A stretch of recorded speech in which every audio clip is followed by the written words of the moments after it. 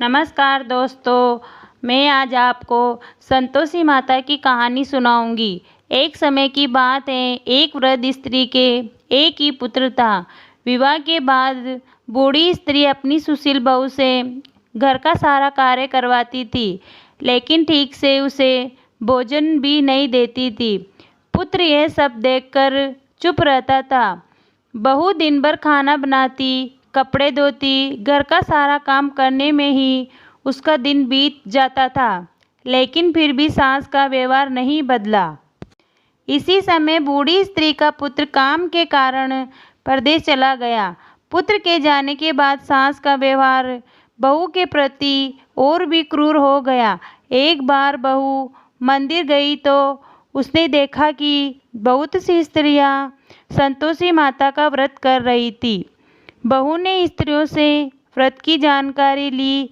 स्त्रियों ने बताया कि शुक्रवार को नहा धोकर एक लोटे में शुद्ध जल लेना।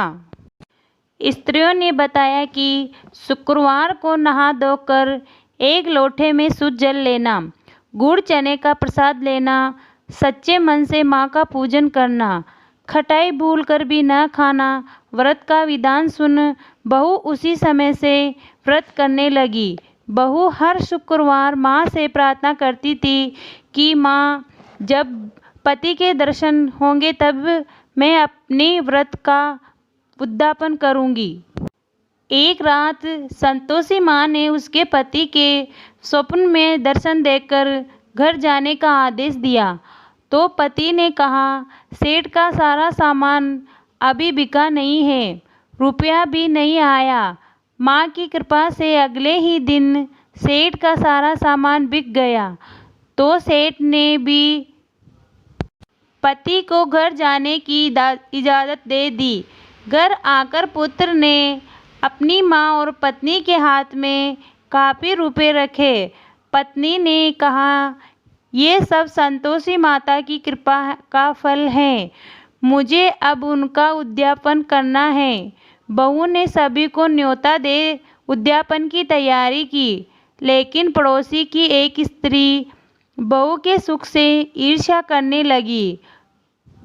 उसने अपने बच्चों को सिखाया कि तुम भोजन के समय खटाई जरूर मांगना। उद्यापन के भोजन के समय बच्चे खटाई के लिए मचलने लगे, तो बहू ने उन्हें पैसा देकर बहलाने की कोशिश की। बच्चे उस पैसे से दुकान से इमली की खटाई खरीद कर खाने लगे, तो संतोषी माँ ने बहू पर कोप किया। उसके बाद फिर राजा के दूत उसके पति को पकड़कर ले जाने लगे, तो एक अन्य भक्त स्त्री ने बहू को बच्चों द्वारा खाई गई खटाई की बात बताई। तो बहू तुरंत ही संतोषी माता की शरण में चली गई और माँ के सामने प्रण लिया कि वह अगले शुक्रवार फिर से उद्यापन करेगी। यदि पति नहीं आया तो भूखे मर जाएगी।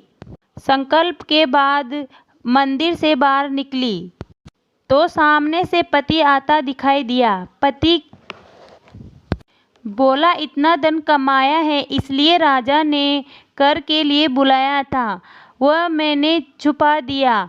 फिर अगले ही दिन शुक्रवार बहू ने पूरे विधि विधान से उद्यापन किया। इससे संतोषी माँ प्रसन्न हो गई और 9 माह के बाद उनके घर एक बच्चा हुआ। अब सास, बहू और बच्चा खुशी खुशी रहने लगे। संतोषी माँ जैसी कृपा आपने बहू पर की, वैसी कृपा कथा को सुनने, कहने और हुंकार भरने वालों पर करना। जय संतोषी माँ।